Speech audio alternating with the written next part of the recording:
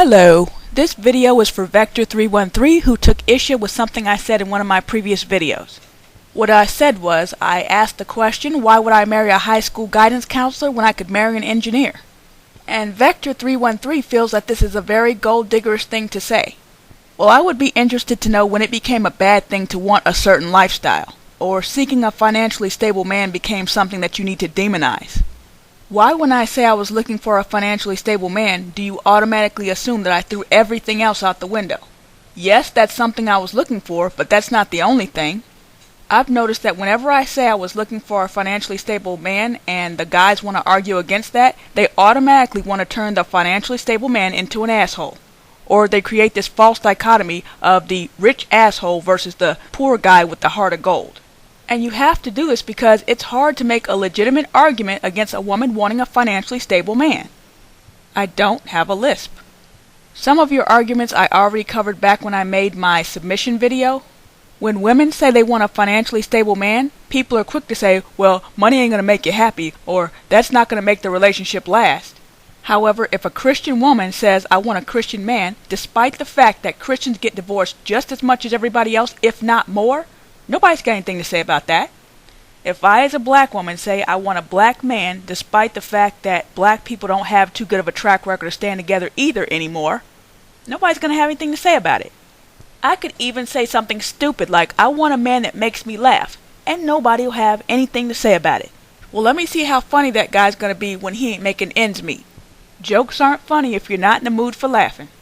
Financial problems are the #1 breaker-upper of relationships. That at least lets me know, I don't know about anybody else, but that lets me know that finances are important. So maybe you should focus a little less on the guy putting butterflies in your stomach and concentrate on a guy who can put food in it and put a roof up over it. Or if he's not doing it all on his own, at least contribute his fair share. You know what, I think it's hilarious when people say that money isn't going to make you happy, as if being poor does. And then people like to play that same game as before and act like everybody who's rich or financially stable has a miserable life. Oh yeah, they've got all that money, but are they happy? I don't generally have any reason to believe they're any happier or sadder than you. By no means am I saying that money solves all your problems, and in fact having a lot of money can create some problems that you wouldn't have otherwise. But to sit there and act like money makes you miserable, come on. And I'm not saying you said that, Vector, I'm just talking to people in general. You might hear some rich people complaining like a mug, but they ain't trying to give it up. Alright, I'm going to jump back to a point that I made in my previous video. Some guys will say to me, oh, you wouldn't even give a regular guy like me a chance. What about my character? I'm a good guy. Well, I'm sorry, but I'm convinced that if you had your shit together the way you wanted it, you would be looking for nothing but the best. And not only does that mean a woman with a good character, but someone as close to a 10 as possible. So why don't we all just go for the best we can get and don't worry about giving anybody any breaks?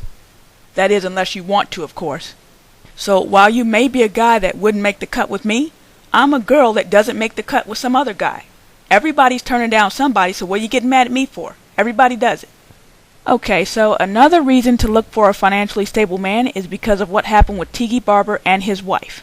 For those of you who don't know, Tiki Barber is a rather handsome ex-football player, professional football player as in the NFL, who married a young woman with no children, pumped her full of 4 kids, and 11 years later left her for a younger 23-year-old woman. Now, it's bad enough to have a guy with money do that to you, because even though you can be compensated financially for him breaking his vows, if you did want to move on and get into a new relationship, you're going back on the market as a 35-year-old mother of 4. What self-respecting man wants that? If a man who didn't have any kids got with her and did want some kids, he don't really have any room to have any of his own. 4 kids is already a big family by today's standards. You talking about 5 and 6 kids now.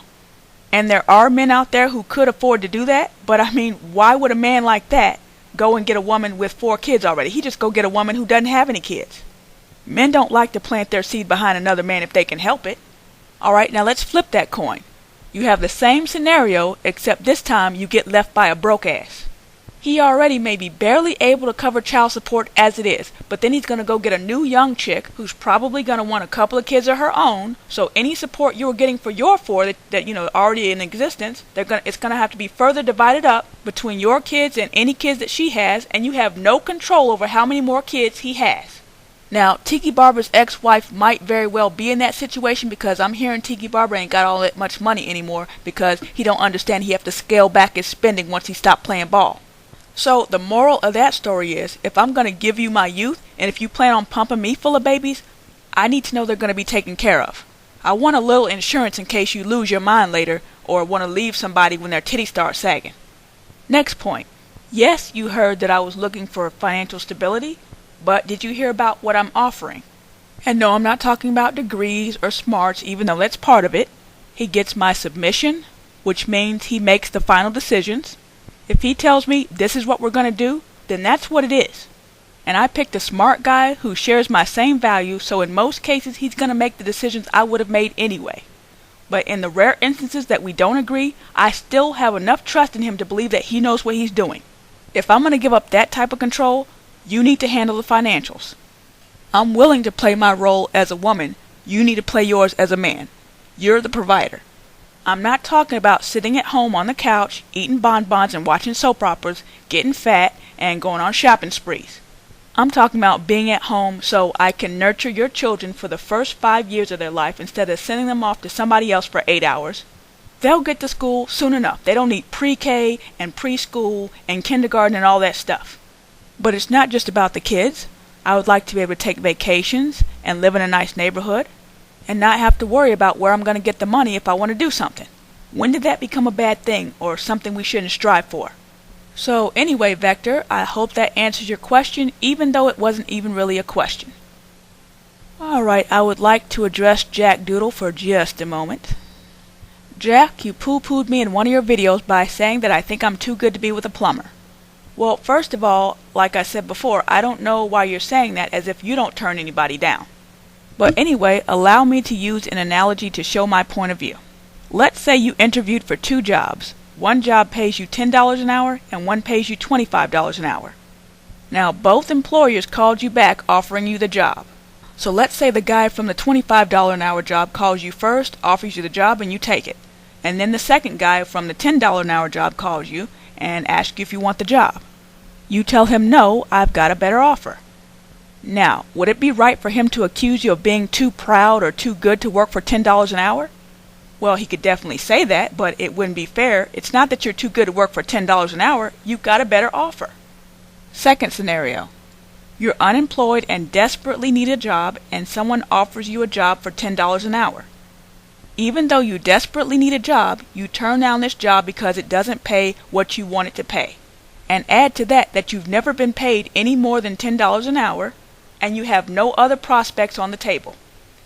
Okay, at that point you could make the accusation that this person thinks they're too good to work for $10 an hour. You're turning something good down even though you have no other option. Alright, continuing on with Jack the Doodle. You mentioned me talking about 2 people. One was Kid Brother and the other one was Butt Dust. And you said that I recognize that their opinions of certain groups of people. For Butt Dust it was black people, and for Kid Brother it was black women. I realized that their opinions of those groups were a result of repeated negative experiences with those groups. And you said, could it be possible that you're seeing the same thing in me? Well, I am talking about my past experiences, but the point of it is to get a dialogue between black men and black women.